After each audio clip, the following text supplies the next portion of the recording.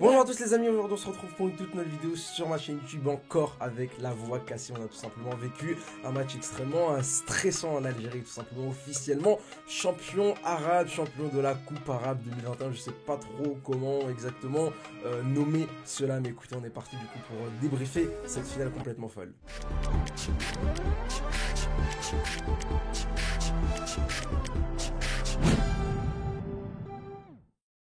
On est parti du coup pour parler de cette finale complètement folle.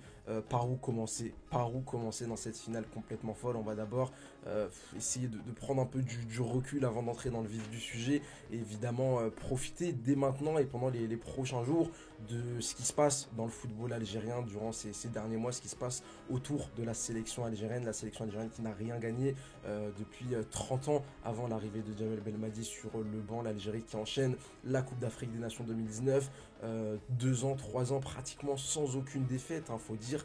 C'est quand même assez extraordinaire de faire 33 matchs en sélection nationale A avec aucune défaite, et puis derrière la Coupe arabe où tu vas tout simplement perdre aucun match, où tu vas tout simplement remporter cette compétition. La sélection algérienne n'aura pas été menée une seule fois au score durant toute cette compétition.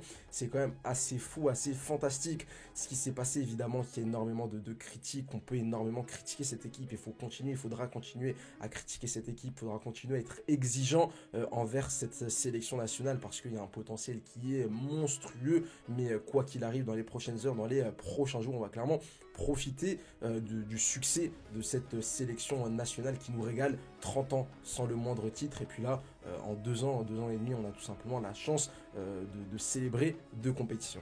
On va parler évidemment maintenant de cette finale complètement folle. C'est vrai que dans mon pronostic, j'avais tout simplement pronostiqué une victoire au tir au but de la sélection algérienne. Heureusement pour notre tension, heureusement pour notre pression artérielle, heureusement pour notre santé, on n'est pas allé jusque là, parce qu'honnêtement moi personnellement je ne l'aurais pas supporté. On a eu quand même un match rempli de suspense, la sélection algérienne qui a tout simplement profité d'un des principaux défauts de cette sélection tunisienne, c'est-à-dire les frappes de loin. Voilà, je l'avais dit dans mon avant-match que cette équipe tunisienne ne sortait pas suffisamment sur le porteur de balle aux abords de la surface. Je l'avais dit que les joueurs algériens allaient devoir prendre leur chance, allaient devoir tenter leur chance aux abords de leur surface. Globalement, je trouve qu'on ne l'a pas suffisamment fait dans cette rencontre, mais écoutez, c'est grâce à ça qu'on ouvre le score, grâce à cette frappe de Sayoud, un Sayoud qui n'avait pas été très inspiré lors des dernières fois où il a touché le ballon avant évidemment de marquer ce magnifique but. Côté tunisien, ils ont évidemment joué sur leur force, on l'a vu avec cette barre transversale dans le premier quart d'heure. On le savait que les Tunisiens, c'était une équipe extrêmement forte de la tête, extrêmement dangereuse sur coup de pied arrêté. On savait aussi, à contrario, que du côté de la sélection algérienne, on avait énormément de mal à défendre sur ce genre d'occasion. Il n'y a qu'à voir la toute dernière action avec Yassine Brahimi qui va marquer ce but-là, la sortie de Raïs Mbouli qui est complètement catastrophique, et c'est sur un coup de billard que Ben Lamri réussit à dégager ce ballon et à tout simplement à libérer le peuple algérien et à offrir cette coupe arabe définitivement dans les tout derniers instants. Forcément, on peut encore évidemment énormément critiquer, mais comme je l'ai déjà dit, on va quand même profiter et maintenant parler des points positifs de cette finale, mais aussi de cette Coupe arabe 2021 au niveau des individualités. On va parler maintenant un peu des différents trophées individuels qui sont venus récompenser nos Fennecs, avec évidemment Raïs Mbouli qui a tout simplement été élu meilleur gardien de cette Coupe arabe 2021, lui qui avait déjà été élu meilleur gardien de la Coupe d'Afrique des Nations 2019. C'est évidemment sans aucun débat possible, le meilleur gardien de l'histoire de la sélection algérienne. Une carrière fantastique, on espère évidemment qu'il va continuer sur sa lancée et continuer à propager sa sérénité durant cette Coupe d'Afrique des Nations en 2022, même si encore une fois il est clairement critiquable. Moi personnellement, il y a plusieurs sortie de Raïs Mbouli que j'ai trouvé extrêmement inquiétante durant cette Coupe arabe 2021, mais écoutez, il s'en sort extrêmement bien avec ce titre de meilleur gardien. Et puis évidemment, on est obligé de parler de Youssef Belaïli, on est obligé de parler de Yassine Brahimi, qui ont été élus tous les deux meilleurs joueurs et deuxième meilleur joueur de cette Coupe arabe 2021. Un Yassine Brahimi qui a clairement pour moi composté déjà son ticket, son billet pour la CAN au Cameroun. C'est évident que Yassine Brahimi, avec de telles performances il sera du côté du Cameroun, parce qu'encore une fois, c'est pas juste ses performances sur les terrains qui ont été extrêmement intéressantes durant cette Coupe arabe 2021, c'est aussi son état d'esprit qui a été fantastique. On l'a vu face au Qatar, lorsque l'Algérie se fait clairement voler sur l'égalisation avec cette histoire de VAR, est-ce qu'il y a faute sur Ben Lamri ou pas. On a un Yassine Brahimi qui vient remotiver, remobiliser ses troupes et qui va aller lui-même chercher ce tir au but pour pouvoir permettre à l'Algérie d'accéder tout simplement à cette finale de Coupe arabe 2021, même si c'est vrai que sa finale elle n'est pas fantastique, comme un Youssef Belaïli, il fait pas une grande finale.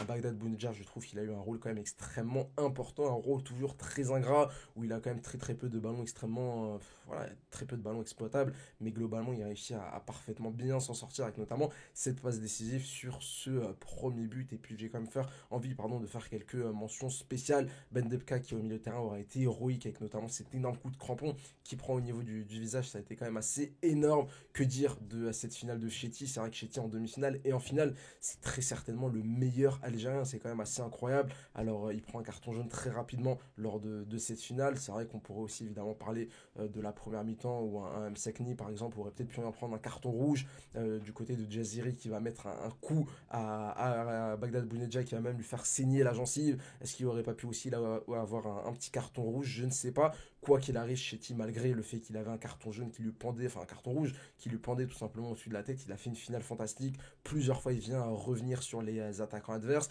Et on a vu du côté tunisien, on s'est pas trompé, on a tout simplement décidé d'attaquer à fond sur son côté pour essayer de le provoquer, pour essayer tout simplement de le sortir de son match. Et aujourd'hui, il aura été vraiment très très bon. Lui aussi, comme Yassine Brahimi, je pense qu'il a clairement d'ores et déjà composté son billet pour la Coupe d'Afrique des Nations. L'Algérie était tout simplement favorite de cette Coupe arabe 2021 en début de compétition. L'un des meilleurs effectifs sur le papier avec énormément de joueurs habitués aux grandes compétitions, avec pas mal de joueurs habitués à jouer avec l'équipe A. On pensait forcément à Raïs Mboli, Ben Nabri, Belaïli, Brahimi, Bounedjah, etc., etc.